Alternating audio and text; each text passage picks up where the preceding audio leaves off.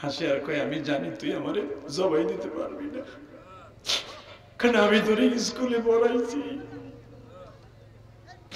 তোরে কোলে কইরা কিন্ডার গার্ডেনে নিয়ে যাইতাম, আমি মায়ের ঋণ শোধ করতে পারবি না। দুনিয়ার কোন নবী মায়ের এক ফোঁটা দুধের ঋণ শোধ করতে পারবে না। স্যার তখন আমার মা হাসে, আমার মা তখনও বলে আমারে জবাই দিতে পারবি না।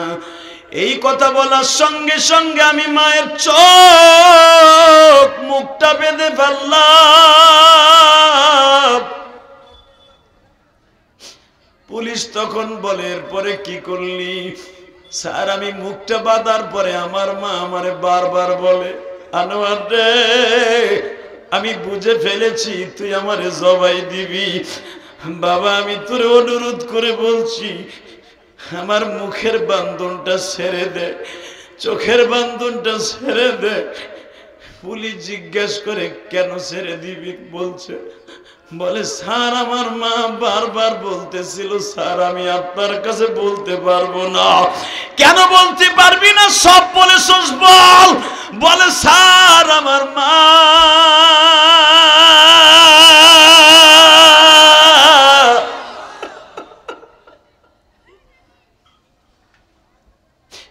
আমারে বলে মুখের বাঁধনটা ছেড়ে দে বাবা, চোখের বাঁধনটা ছেড়ে দে। পুলিশ বলে কেন বল না? বলে স্যার আগে আমারে হত্যা করেন তারপরে শুনেন। পুলিশ বলে আগে স্বীকারোক্তি নিয়ে নেই কি জন্য মুখের বাঁধন ছাড়তে বলল। বলল স্যার আমার মা বলতেছে আমার চোখের বাঁধনটা ছেড়ে দে, আমি মরার আগে তোর একটু প্রাণ খুলে দেখে যাই। হে সিরাজগঞ্জের কলিজার টুকরা, কলিজার ভাইনা, তোমার এই বন্ধু ইলিয়াসুর রহমান জিহাদির বুকটা ফাড়িয়া দেখ রে ভাই। এই রাত 11টার সময় আমি তোরে বন্ধু বানায় যাব রে। এই বুকের মধ্যে 3টা নাম তুই লিপিবদ্ধ পাবি। 1 নম্বরে আমার জনম দুঃখিনী মায়ের আল্লাহর নাম, 2 নম্বরে আমার নবীর নাম, 3 নম্বরে আমার জনম দুঃখিনী মায়ের নাম। ভাই আমি জানি এখানে অনেক দাড়ি বাঁকা বাজান আছেন, মা এই কবরে শুয়ে রয়েছে, কারো বাবা এখানে শুয়ে আছে। যুবক ভাই, আমার বাবা এখনো যখন আমি গোপালগঞ্জে মাহফিলে যাই, বিশ্বাস করে কোরআন হাতে নিয়ে বলি, আমার আব্বা নিজে হাতে মাছ মাইরে আমারে খাওয়ায়, কারণ আমি তো 12 বছর বয়সে মা হারাইছি। তোমরা তো আমার কত ভালো ভালো খাবার খাও আমি জানি। মাহফিলে গেলে দেশি কই, দেশি শিং, গরুর গোশ, মুরগির গোশ, কবুতরের গোশ অনেক সময় খাওয়ায়। আমি বলি আব্বা আমার খাবার অভাব নাই। আমার বাপ কি বলে জানোস ভাই, কোরআন ধরে বলছি, আমার আব্বা বলে বাবা তুমি সব জায়গায় খাও, আমি বাপ তো তোমার খাওয়াইতে পারি না। এর নাম বাবা, এর নাম বাবা। কলেজের বন্ধু, তুই জীবনে ফেল ডিভিশন পাবি না, তুই জীবনে ফেল করবি না, বাবার দোয়াটা সাথে নিয়ে চলবি। রাজি আছোস না ভাই? যখন কোনো কাজে যাবি, মাটি কাটতেও যদি যাস, মাছ মারতেও যাস, মারে টান দিয়ে বুকের মধ্যে নিয়ে মার কপালে একটা চুমা দিবি। মারে কপালে চুমা এইভাবে দিবি, আমি দেখাই। সভাপতি সাহেবের এখানে একটা হাত দেই, এইভাবে মার কপালে এইভাবে হাতটা রাখবে, এইখানে চুমাটা দিবি। তুই মার কপালে চুমা দেস নাই, তুই হজরে আসওয়াদে চুমা দিছস। পারবি না ভাই? পারবি? আমি শুধু তোমাদের কাছে 2টা অনুরোধ করে যাই, আমি শুধু তোমাদের 2টা অনুরোধ করে যাই। 2011 সালে আমার বাবাকে নিয়ে আমি হজ করছি, আলহামদুলিল্লাহ বলেন। কাবা ঘরের দরজার সামনে দাঁড় করে আমার আব্বারে এইভাবে বুকের মধ্যে নিয়ে একটা সিক্কার দিয়ে বলছিলাম, আব্বা আপনি আমারে মাফ না করলে আমার ওয়াজে যুবকরা হেদায়েত পাবে না। বিশ্বাস কর ভাই, আমার আব্বা কাবা ঘরের সামনে এইভাবে বলছিল, যেখানে আমার নবী দাঁড়ায় দাঁড়ায় কান্ত, ঠিক আমার আব্বার ওইখানেই খাড়া করাইছিলাম। আমি তো চিনি ওই জায়গাগুলা। 2011 সালের কথা বলছে, আমি তো 2004 সাল থেকে হজে যাই, উমরায় যাই। এই বছর আল্লাহ নিলে 3বার যাবো, আলহামদুলিল্লাহ বলো। 2বার যাওয়া হয়ে গেছে। আমিও দোয়া করে গেলাম তোরা হজ করতে পারবি ভাই, বিশ্বাস করে হজ করতে পারবি, তোরা উমরা করতে পারবি, আমি বলে গেলাম। কেউ ময়দানটা ছেড়ে যাইস না, আমি আমলটা শিখাই দিই, তুই উমরা করতে পারবি, খুব তাড়াতাড়ি পারবি, রিসেন্টলি পারবি ইনশাল্লাহ। বলো উমরা করতে মন চায় না ভাই? যাবি না তুই? আমার নবীর দেশটা দেখবি না? যেই দেশটা 30টা পারা কোরআন শরীফ নাযিল হইছে, 114টা সূরা নাযিল হইছে, কোন কোন জায়গায় নাযিল হইছে ওই জায়গাগুলো দেখবি না ভাই? আমি দেখছি, তুই দেখবি না? আমি মুসাফির দোয়া করে যাব, তুই দেখে আসবি। আল্লাহু আকবার জোরে বলতে পারো না? আমি দোয়া করব, কিন্তু শর্ত একটা, যার সাথে বাবা মায়ের দোয়া আছে সে হজ করতে পারবে ইনশাআল্লাহ। বলেন বাবা মায়ের দোয়া নিবা না? আমার এই 2 ঘন্টা মেহনত করার পিছনে একটা আওয়াজ দিবা, আমি যখন আমার বাবাকে বুকের মধ্যে নিয়ে মাফ চাইলাম, এর পরের থেকে কোনো ওয়াজে নাই যে আল্লাহ আমাকে দুর্বল করেছেন। এই যে দেখো 2 ঘন্টার মতো কি স্পিরিটে কথা বললাম। 26 বছর আমার ওয়াজের বয়স। বক্তৃতার জগতে যে আমরা পুরান আছি, খালেদ সাইফুল আইবি, তারেক মনোয়ার, এরা হলো আমরা একই টাইমে মাঠে নামছি। আলহামদুলিল্লাহ বলতে পারলেন না? সাইদি সাহেবের সাথে যেই কলেজ মাঠে ওয়াজ করেছি 2004 সালে, ওই কলেজ মাঠের পাশে গতকালকে রাত্রে নবাবগঞ্জ ওয়াজ করে আসছি। আল্লাহরে কোরআন ধরে বললাম, গতকালকে যখন ওইখানে ওয়াজে গেছি, ওই আমার ড্রাইভারে জিজ্ঞেস কর, আমি ওই কমিটিরে বলছিলাম, ওই মাদ্রাসার সেক্রেটারি ছিল কালকের অতিথি, ওনারে বলছিলাম মনে আছে ভাইজান? জি হুজুর। মজনু ভাই ওনার নাম। মনে আছে ভাইজান? এই কলেজ মাঠে সাইদি সাহেব আমাকে বলেছিল, জিহাদি সাহেব এমন একদিন আসবে, আমরা থাকবো জেলে, আপনারা থাকবেন বাহিরে। তখন কথাগুলো হক কথা বললেন। তখন তো আমি ইলিয়াস রহমান জিহাদি যৌবন কাল, আমি কালকে বলছি, আমার ড্রাইভারে জিজ্ঞেস করো, আল্লাহর কসম করে বলছি, কালকে বলছি। শুধু আমি আজকে বলছি তোমাদেরকে নিয়ে, আমরাও একদিন থাকবো না, তুমিও একদিন থাকবা না, কিন্তু কোরআনের এই কথাগুলো সারা পৃথিবীতে ভেসে বেড়াবে। তোমার এই আওয়াজগুলা কম্পিউটারের মাধ্যমে যদি কেউ ধরতে পারে আওয়াজগুলা, সে দেখতে পারবে সদর আলীর পোলা কদর আলীর তাকবীরের আওয়াজ এই সিরাজগঞ্জের আকাশ বাতাসে ঘুরতেছে। দুনিয়ার সব কথাগুলো জলীয় বাষ্পের সাথে ঘুরে, কোনো কথা কিন্তু মরে না। এই ইউটিউবাররা যদি সাইদি সাহেবের ওয়াজ এখনো ভিডিও ওয়াজ চালাইতে পারে, সে 30 বছর আগের ওয়াজ, বঙ্গবন্ধুর ভাষণ, জিয়াউর রহমানের ভাষণ, নিজামী সাহেবের ভাষণ এখনো পর্যন্ত রেকর্ডে যদি চলতে পারে টিভিতে স্ক্রিনে, তোমার আমার এই কথাটাও কিয়ামত পর্যন্ত ভাসবে বাতাসে। ভাসাইতে চাও না? চাও? এই মাঠ আজকে ইতিহাস করে দিয়ে যাব। তুই আমার বন্ধু, কোন যুবক আছস, তুই হজে যাবি, হজে যাওয়ার নিয়ত করে বাবার কাছে মাফ চাবি, মার কাছে মাফ চাবি। যদি বাবার কাছে মাফ চাইতে পারোস, বাপ যদি এই হাজার হাজার মানুষের সামনে মাফ করে দেয়, তুই শিল্পপতি হবি এবং তুই হজে যাইতে পারবি।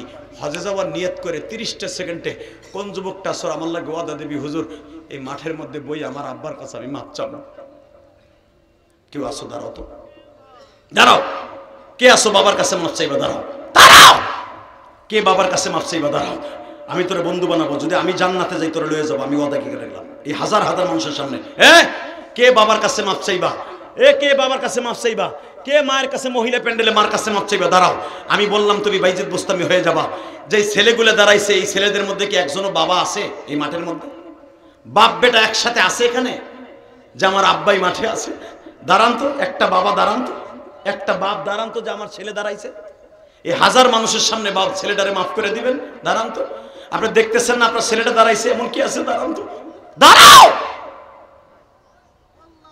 বাপ নাই এই ছেলেগুলোর মধ্যে? বাপ নাই? কই? খাড়া করো তোমার বাপরে, খাড়া করো, দাঁড় করাও, দাঁড়া করাও। আমি বলার সাথে বাপরে বুকের মধ্যে নিয়ে মন জোরে একটা চিৎকার দিবা। আমি কোরআন হাতে নিয়ে বললাম, তোমার বাপ যদি তোমার আজকে চোখের পানি দিয়ে মাফ করে দেয়, ইলিয়াস রহমান জিহাদির কথায় যে তোমরা কান্দো, এই যে 2 ঘন্টা চিল্লাই কোনো কিছু হয় না, এটা আমার বাবার দোয়া। আমি বললাম বাবা মায়ের দোয়া যার সাথে আছে, পৃথিবীর শ্রেষ্ঠ সন্তান সে। ধরো বাবারে, ধরো, ধরো। বাপরে বুকি নিয়ে কাঁদতে থাকো, বাবারে বুকি নিয়ে কাঁদতে থাকো। ওই যে দেখো একটা কলেজের বন্ধু চলে গেছে, বাপরে বুকি নিয়ে কাঁদতেছে।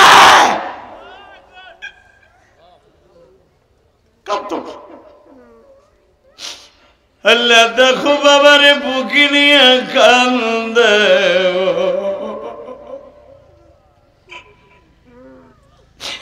আল্লাহ তুমি দেখো ছোট বাচ্চার মতো কান্দে।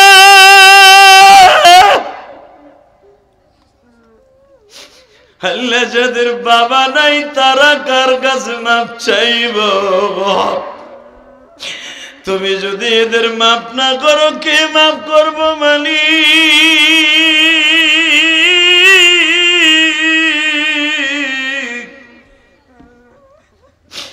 দেখো আমার বন্ধুরা কান্দে, বাবারে বুকে নিয়ে কান্দে।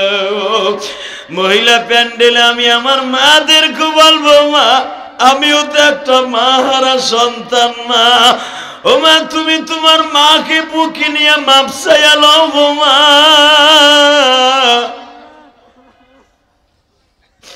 বাবা, আপনাদের যাদের বাবা নাই বয়ে বয়ে কান্দেন, আপনার আব্বা কিন্তু কবরে চাইয়া রয়েছে, দেখি আমার পোলাটা একটু আমার লেগে কান্দে কিনা। আপনার জন্ম দুঃখিনী মাসে আছে, দেখি আমার জন্য একটু আমার ছেলে মেয়েটা কান্দে কিনা।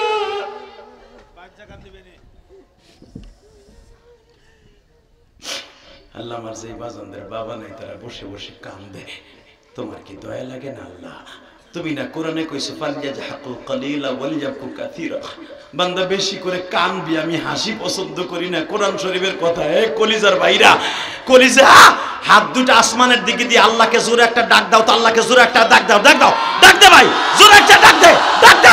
এই সিরাজগঞ্জের যুবক ডাক দে, ডাক দে, কামার খন্দর যুবক ডাক দে। আমি বলছি তোর গুনাহ মাফ হয়ে যাবে। নামাজ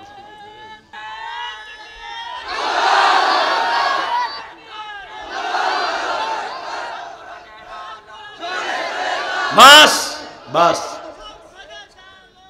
মাশাআল্লাহ, আল্লাহ তোরে কবুল করুন। সংসদে জ্বলবে ইনশাআল্লাহ, অপেক্ষা করো। যদি 10টা আলেম সংসদে যায়, মদের লাইসেন্স বাদ হবে। প্রস্কটার গুলি, প্রতিটা গুলি ইসলাম যেগুলো লাইসেন্সদারি প্রতিটা সবগুলা বন্ধ হয়ে যাবে।